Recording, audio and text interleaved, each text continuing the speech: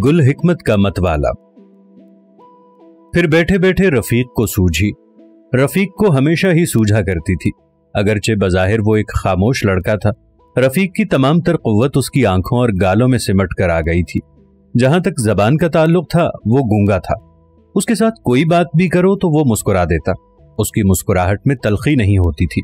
ऐसी बात करो जो उसे नापसंद हो तो उसके होंठ हल्के से खुल जाते और उसकी आंखों में बूंदाबांदी शुरू हो जाती। ऐसी बात छेड़ दो जो उसके लिए तकलीफ दे हो तो वो घबरा जाता।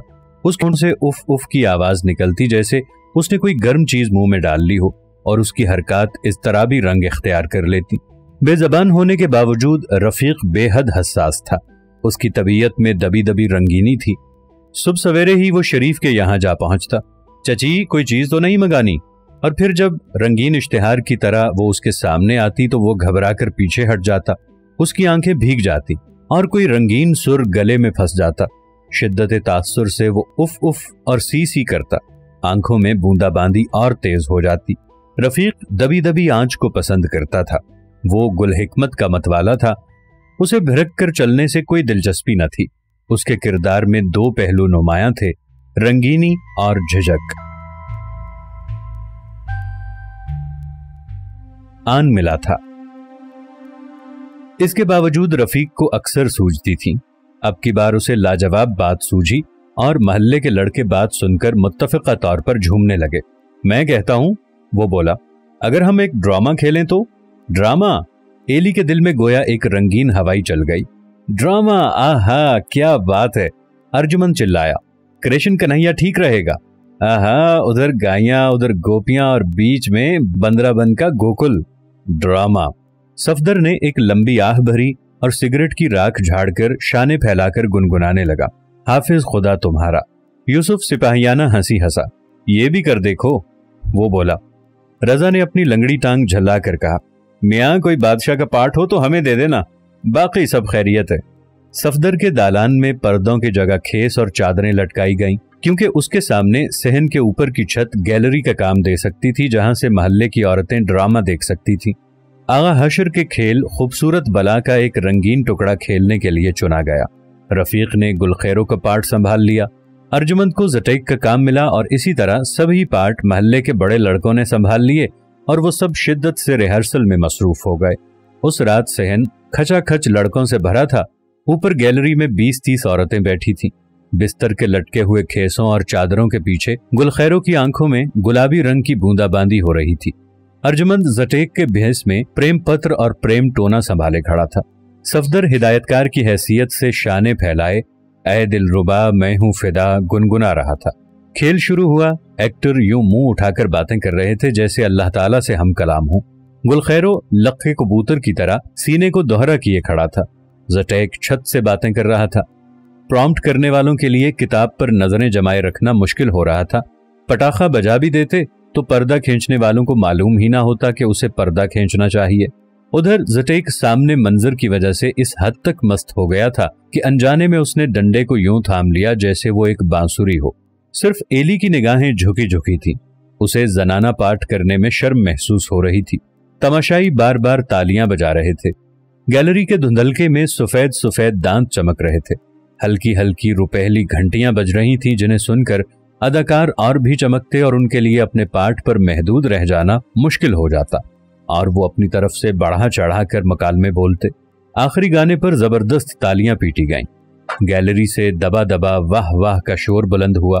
इस पर गाने वाले और भी चमके और वो जोश में गला फाड़ फाड़ कर चिल्लाने लगे और वो अपने बाजू झल्लाते हुए चिल्लाया, आन मिला था एक परदेसी प्यारी भूल न जाना, जैसे गैलरी में किसी से मुखातिब हो। उस पर तालियों का तूफान और भी तेज हो गया। गैलरी से बाआवाज़े बुलंद नारे सुनाई दिए और आखिरी ड्रॉप गिरा दिया गया। कौन खुशनसीब। अगले रोज जब एली चाय पीने के लिए शरीफ के घर बैठा था और शरीफ 2-1 मिनट के लिए उसे अकेला छोड़कर खुद कोठे पर गया हुआ था तो दफतन करीब ही से एक सुरीली आवाज उसके कान में पड़ी। उसका दिल धक से रह गया। कोई गा रही थी, आन मिला था एक परदेसी प्यारे भूल न जाना जी। उसने लपक कर मुलहका कमरे में झांक कर देखा। सांवरी खड़ी मुस्कुरा रही थी।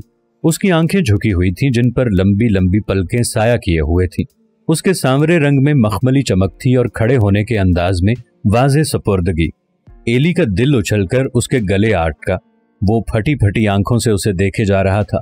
वो मुस्कुराए जा रही थी। एली का जी चाहता था कि उससे बात करे, उससे पूछे कि तुम सांवरी हो क्या वाकई, मगर उसमें इतनी जुर्रत न थी। शाम को एली जब दौलतपुर जाने की तैयारी में मसरूफ था तो दफातन वो चौंका। अरे, वो चिल्लाया, उसने तो कहा था प्यारे भूल ना जाना जी। प्यारे? हाँ हाँ, यकीनन उसने प्यारे कहा था, लेकिन गीत में तो प्यारी था। हाँ हाँ, प्यारी भूल ना जाना जी। फिर सांवरी ने प्यारे क्यों कहा था? प्यारे से उसका क्या मतलब था? किससे मुखातिब थी वो? उस वक्त कमरे में तो कोई और भी न था और वो खिड़की में तो न थी। खिड़की से दूर उस दरवाजे के करीब जो घर में खुलता था। एक साथ के लिए उसकी आंखों में चमक लहराई। शायद उसके जहन में एक ख्याल आया, नहीं नहीं, ये कैसे हो सकता है? कैसे हो सकता है? ये मुझ में है ही क्या? ला हौला वला कुव्वत। मुझसे ये जुमला कैसे कहा जा सकता है? फिर सांवरी कहे, लेकिन फिर वो कौन था? कौन था वो? वो सोच में पड़ गया। न जाने कौन था, कोई खुशनसीब होगा। उसकी छुट्टियां कैसे नाजुक वक्त पर खत्म हुई थीं। अगर वहां कुछ देर और रहता, काश कम से कम उसे यही मालूम हो जाता कि वो खुशनसीब कौन है। फिर जब वो शरीफ को खुदा हाफिज कहने के लिए शहजाद के घर गया तो उसने देखा कि सांवरी खिड़की में खड़ी थी, खामोश, उदास। एक साथ के लिए उसकी पलकें उठी। उसने एक साथ के लिए निगाह भरकर एली की तरफ देखा। एक वाज़े आह भरी, फिर उसकी आंखें झुक गईं। सांवरे रंग की लंबूतरी उंगली ने रुखसार को यूं छुआ जैसे आंसू पूंछ रही हो। फिर उसने मुंह मोड़ लिया। तुम जा रहे हो एली? शरीफ मुस्कुराया। जाओ, चले जाओ, इस अंधे कुएं से भाग जाओ। जाओ वहां जहां लोग मोहब्बत करने को गुनाह नहीं समझते। जाओ, मोहब्बत करो एली, जाओ। डेवड़ी में रफीक सर झुकाए खड़ा था। उसने एक लंबी आह भरी। सीसी की मध्यम आवाज सुनाई दी। मैं भी जा रहा हूं एली, वो बोला। नौकरी मिल गई है, मुझे अब जाना ही होगा। वो यूं आहें भर रहा था जैसे नौकरी का मिल जाना बदकिस्मती हो। लालटेन के करीब अर्जुमंद खड़ा उसकी राह तक रहा था। ये तुम नहीं जा रहे एली? वो बोला। तुम्हें कौन खातिर में लाता है? वो रुक गया। लेकिन क्या? एली ने मुस्कुराने की कोशिश की। पिचकारी से रंग जा रहा है, बांसुरी से नगमा जा रहा है। अर्जुमंद ने आह भरकर कहा। पागल हो गए हो? एली ने उसे घूरा। हाँ, उसने हंसने की नाकाम कोशिश की। सच कहता हूं, उसकी आंखें भर आईं। सांवरी कन्हैया ने पागल कर दिया है क्या? एली ने पूछा। गोपियों के बगैर कन्हैया क्या है? कुछ भी नहीं। इतना भी नहीं जानते तुम?